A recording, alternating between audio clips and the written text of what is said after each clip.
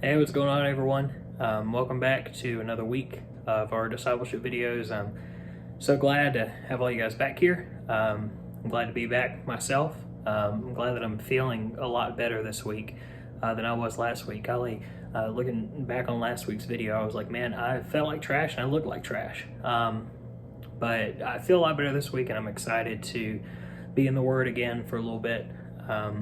So tonight's lesson, I'm going to get into it because we don't really have a whole lot of announcements that weren't already mentioned in the newsletter that I sent out. Not a whole lot else going on, but I do want to just make a quick announcement on our YouTube videos about going forward with maybe a potential Zoom meeting, just so that we can all get in the same classroom together and see each other's faces.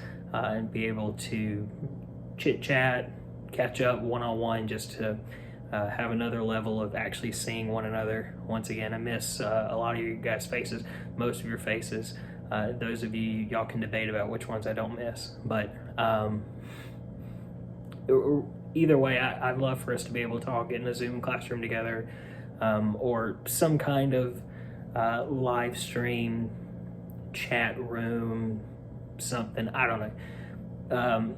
Send me some ideas. You guys can text me. Most of you guys have my phone number, and if not, I attached it to the newsletter last week, I think. So matter of fact, I'll probably go ahead and attach it to this week's as well, just so that I'm sure that you guys have it. So let's go ahead and get started with the lesson.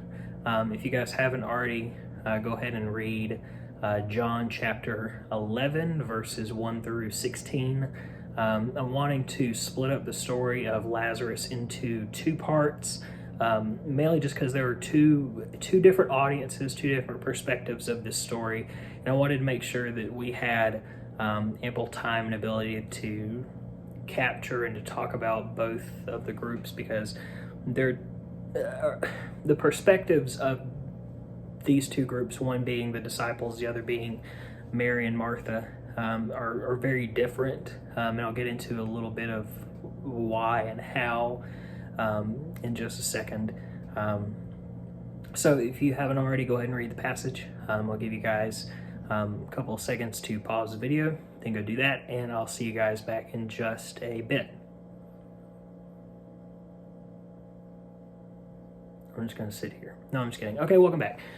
So let's go ahead and dive on in with the story as a whole. I'm not even really going to be focusing a lot on the miracle itself of Jesus raising Lazarus, even though that is where the miracle happens in this story, and that is the miraculous thing.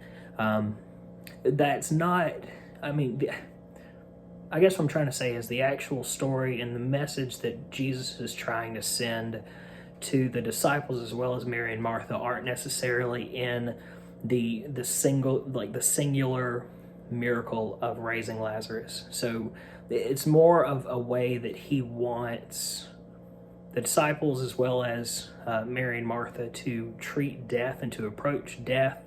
And these two audiences are on two very different sides of the coin. Mary and Martha have a lot of emotional attachment to it because it's their brother who has died. So there's a lot of grief, there's a lot of pain, there's a lot of hurt there. And so Jesus is going to approach them very differently than he approaches the 12 when talking to them about this story, and showing them the perspective of being kind of separated from the grief, from the despair of death. Even though we'll all experience that at some point in our lives. We'll have a family member or a loved one or a pet or something die. And it's something about the reality of death that sinks in, that doesn't sit well with most of us, because somewhere deep inside we know that it's just not right. We know something's just wrong about death. Something within each of us tells us this is not how it was supposed to be, and it wasn't. That was not God's intentional design behind creation. Was not for things and people to die. Was not the original intent. So like I said, the story is really about death, it's about illness, it's about how we respond to it. And that's why I think that this came at such a good time when it comes to things like illness and death, you never really want to say this is a good time to talk about it.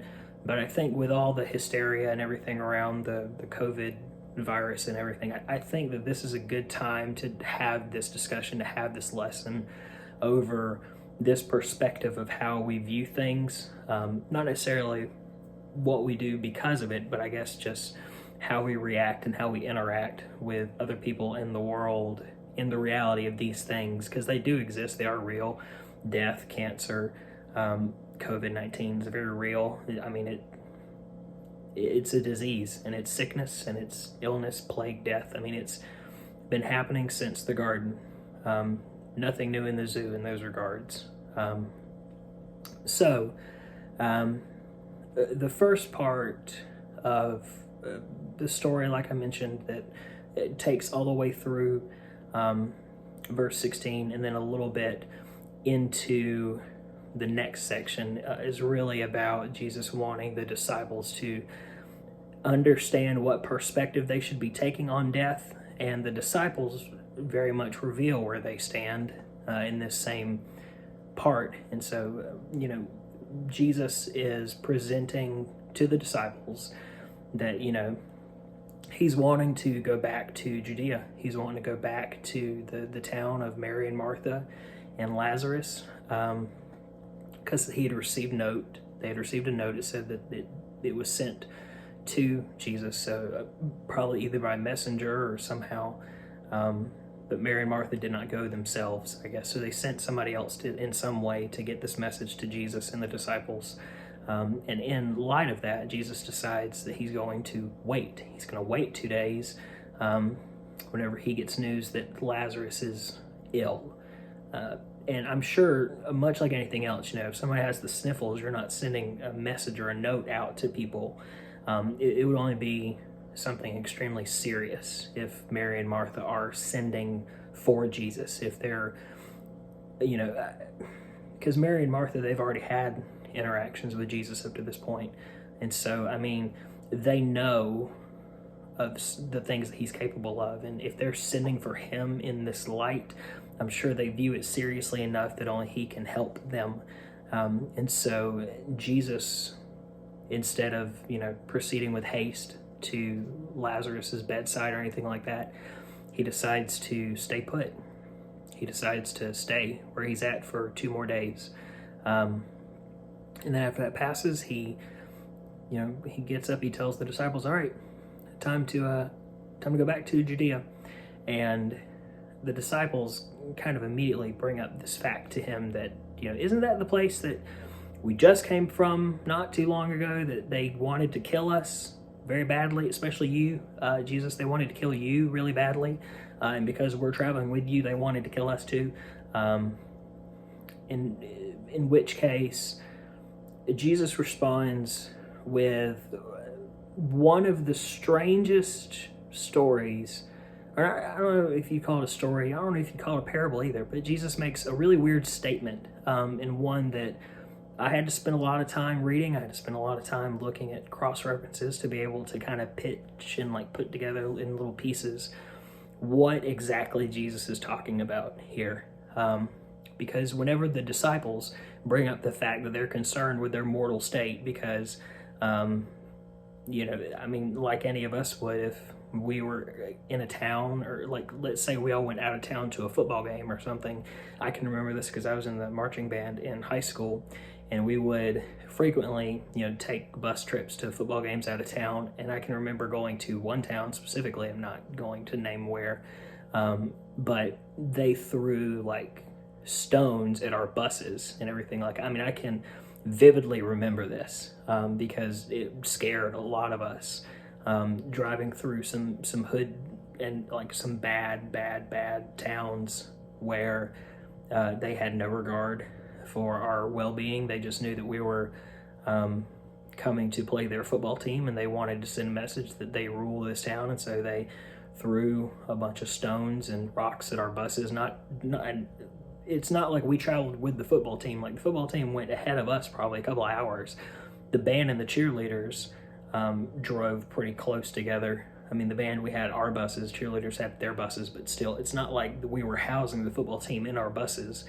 We just were part of the out-of-town crew. And because we were a part of that team, they wanted to not stone us, but they wanted to send a message our way. And I can remember knowing the next season that we were going to have to go back to that town and play that same football team again. And like, I can remember telling most of the people in the band, like, hey, whenever we go to this town, we had like hats that were kind of like big bucket helmets. And like, I told a lot of the people who were in my part of the band, I was like, hey, get your hats out of the hat boxes and put them on your head. I said, because if they start throwing rocks, you guys need to protect yourselves.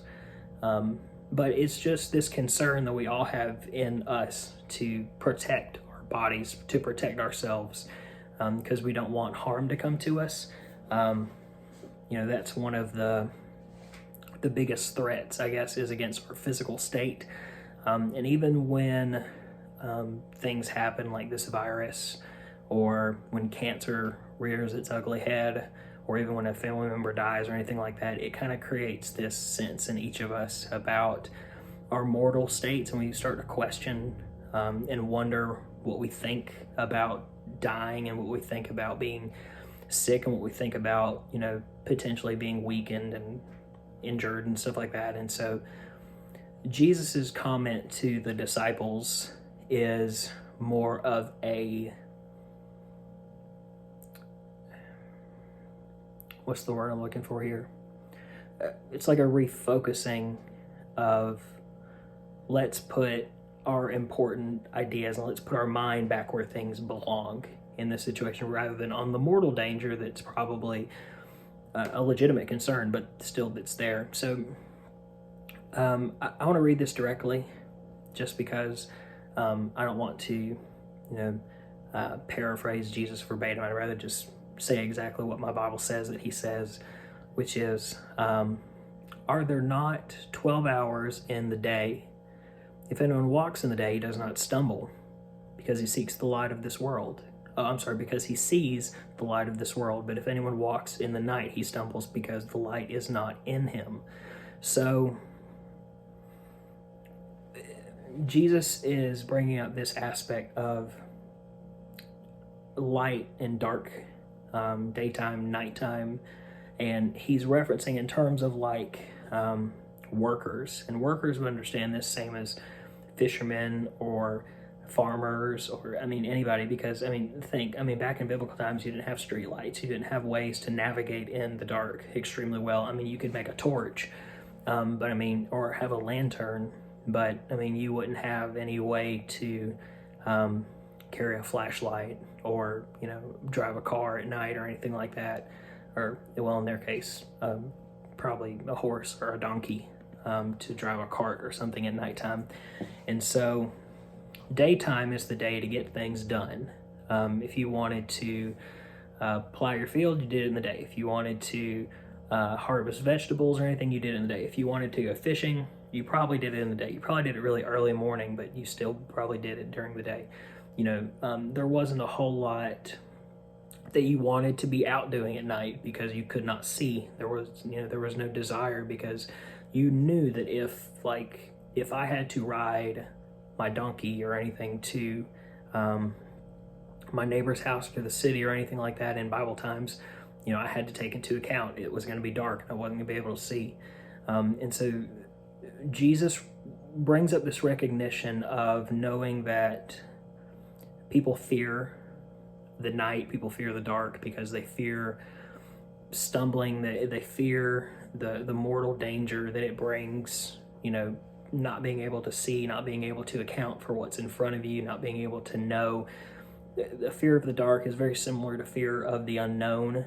And so whenever Jesus is trying to encourage them, he's trying to make this parallel of saying that, he is the light of the world, and he's still here with them. Jesus came to this earth to do a job, to get this job done, and that was to die. His job and the purpose of Christ being born on this earth was to go to the cross. that was his purpose, and he knew that that was his purpose. Jesus is still God. I mean, he is all knowing and knows the point of why he came here and why the Father sent him. And so Jesus knows that it's still daytime, in the term, just meaning that I'm still here and God has put me on this earth to do a very specific thing. And the fact that I'm still here, and the fact that I know that Jesus knows that his death on the cross had to happen. He's not fearful of anything, because Jesus knows that they're not going to kill him in this next town. They're not going to stone him to death because he has to go to the cross. And he's trying to encourage the disciples with this, and kind of trying to point this out to them by saying that, it's still daytime. I'm still here. The light of the world, it's still here. You guys should be confident in walking with me anywhere that I go, because I have a very specific role and a very specific job to do on this earth, and I'm not going anywhere until that happens. And so he's trying to give the disciples some confidence and following after him fearlessly. And the same goes with us. If we're on Team Jesus, if you are a believer in Christ, you can live fearlessly. You can go about your life on this world not being afraid of risking mortal danger. Now, sure, I'm not saying that you should throw all caution to the wind and you should live a life of danger necessarily, but the worst thing that somebody could do to you is kill you. And I don't want to say that lightly, but I think that's what Jesus is trying to do with this lesson, is put death into perspective by saying that death is not something that we should be fearful of. You should not be afraid of death. You shouldn't desire it, but you shouldn't be fearful of it either. You shouldn't live your life in a way that you're putting yourself in a bubble, or you're putting your family in a bubble, or anything like that, because you're afraid to die, because you're afraid of what might happen to your mortal body.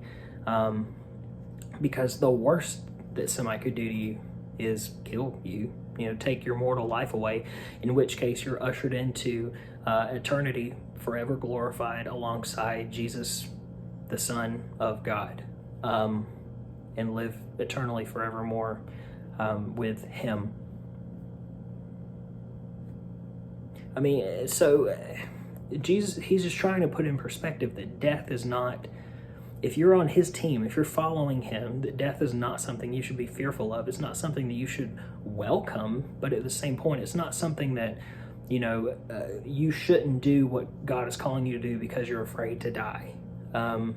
So, for example,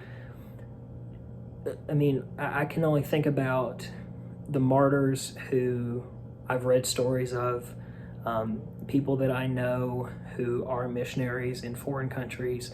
I have a friend of mine back home from my church I grew up in, she's a missionary in Uganda, in Africa. She's just her over there, working in a sort of orphanage, but still, I've heard so many stories of people who are missionaries in Africa who, they had their cars lit on fire with them inside, and just, crazy things.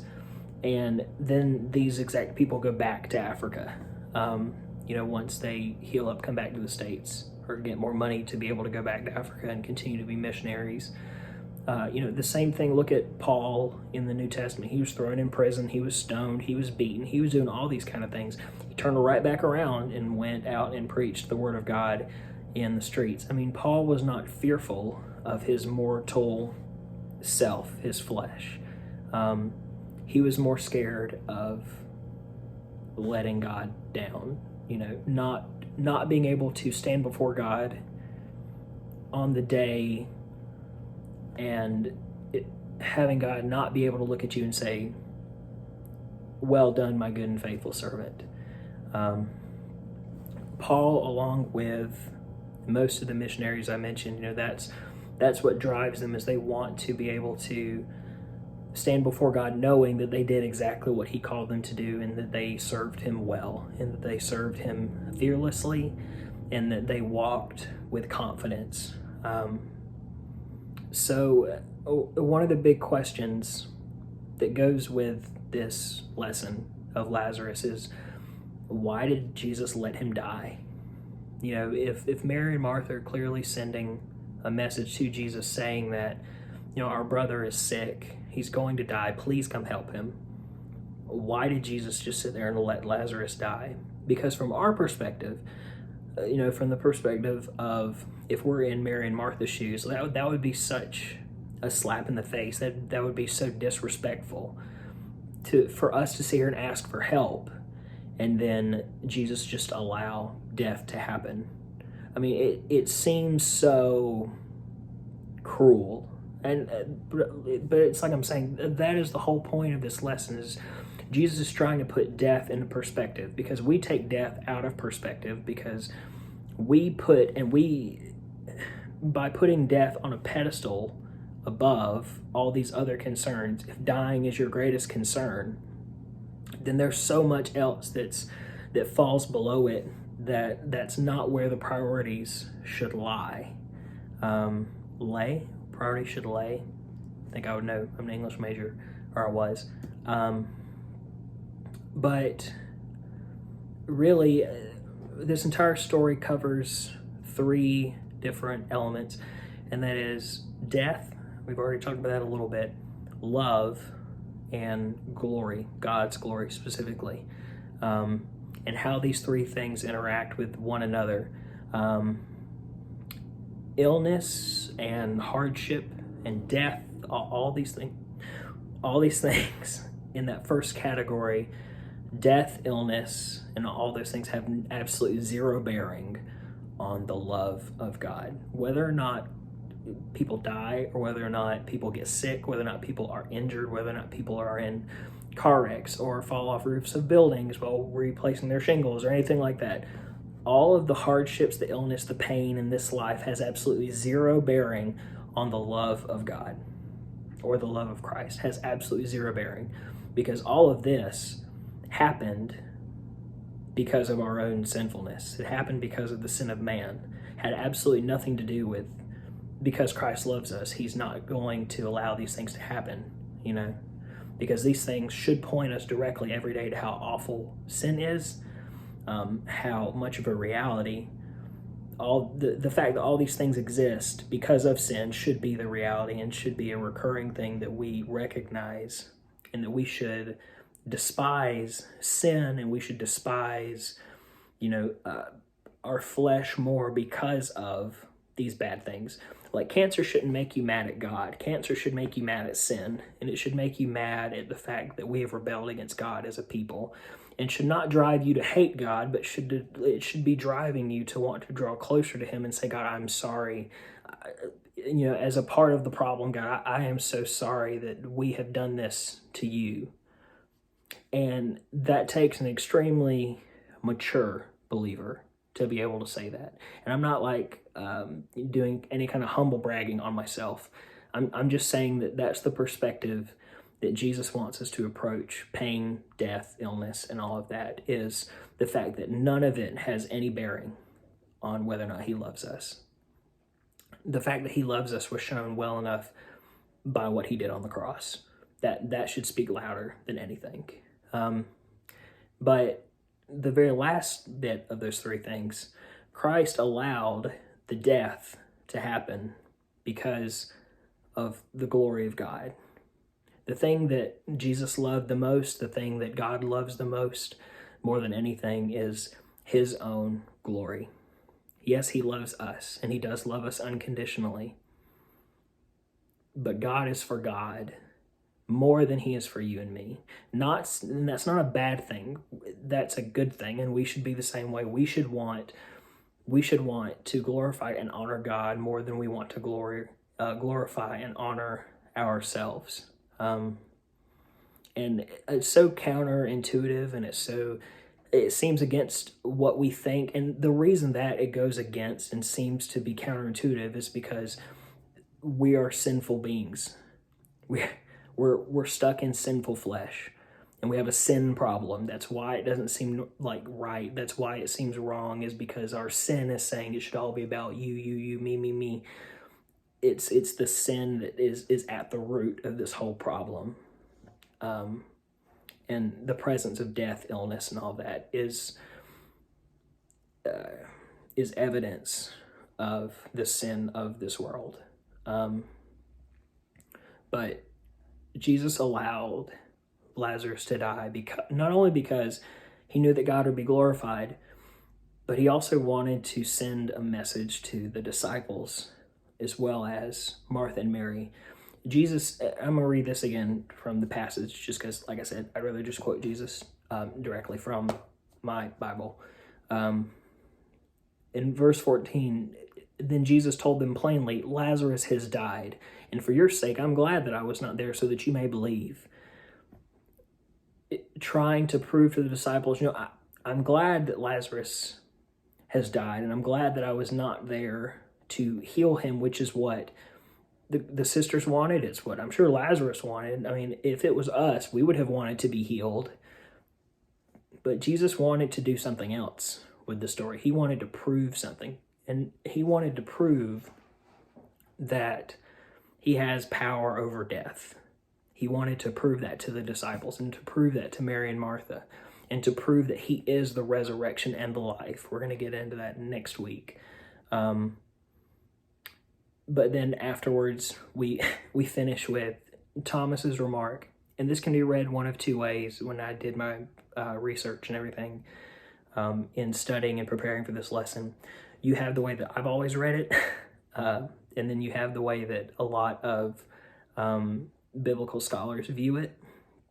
So whenever Thomas says, let us go also that we may die with him, you can look at it in my way, which I've always read it as Thomas kind of saying like a smart aleck kind of remark here at the end, kind of like in a way of saying, well, I guess we should go as well. If this Jesus guy dies, then I guess we ought to die too, because the whole reason that we're here and doing all this and following him around for 2 or 3 years is to be his disciples. And if he dies, what are we going to do? And the reason that I've always read it that way is because that's the exact same reaction that the disciples give whenever Jesus does die, is that they all sit around and they mope respectively so. I probably would have too, had, the person that I've been following for 2 or 3 years, like every single day of my life, just died or passed away. Then it's like, well, what do we do next? Because our next step was going to be whatever he was doing. So it's like, what do we do now? We left everything we ever knew. So you can read it in the way that I've always read it, as Thomas saying that, it's a suicide mission, but, if he's going to go and die, we might as well die too. Or you can look at it as in Thomas's, in the way that a lot of Bible scholars view it, is that Thomas is being extremely sincere about the reality that he might be a martyr, meaning that Thomas might die for his faith, in saying that he is ready to do that and that he's prepared to do that. And either way you look at it, I think is fine in the context of the story, because it's either Thomas understanding that Christ is their everything, and if he dies, then what are they doing? Like, what is there to do next? Or look at it in the sense that Thomas is understanding what it means to follow Christ and the cost of following him. So either way you want to look into that, I think is okay. I could be wrong about that, but ultimately I wanted to try and just communicate to you guys that the first part of the story is trying to put death into perspective for people who are not directly affected by it. Now, it's going to be important to have that same perspective whenever you go through this, but if you have a family member that dies, the first thing that you want is comfort. You want to be comforted, and you want to know that you're loved. And so Jesus is going to approach Mary and Martha a little differently than he did the disciples. So we'll get into that a little bit more next week. So I've got some discussion questions for you guys down below, just to give a little bit more conversation. I'll close out in prayer, and then you guys can get the hashtag out of here. Heavenly Father, we thank you so much for today. God, we thank you for your blessings. We thank you for the things that we take for granted. And God, I pray that as we continue to live in this chaotic time, that we have a right perspective on life despite illness, a right perspective despite death, despite all these things that are yelling at us that we should be concerned with. I pray that we would be concerned with you and your kingdom, and that we would be kingdom-minded more than we are self-aware in this moment and in this time and in life in general. And so I pray for our discipleship time. I pray as we continue to talk about your word more, not only today or tonight or throughout the week, but God, as we continue to live our lives, that these become elements of our lives that we readily talk about with other people, because your word is alive and it is there for us every single day.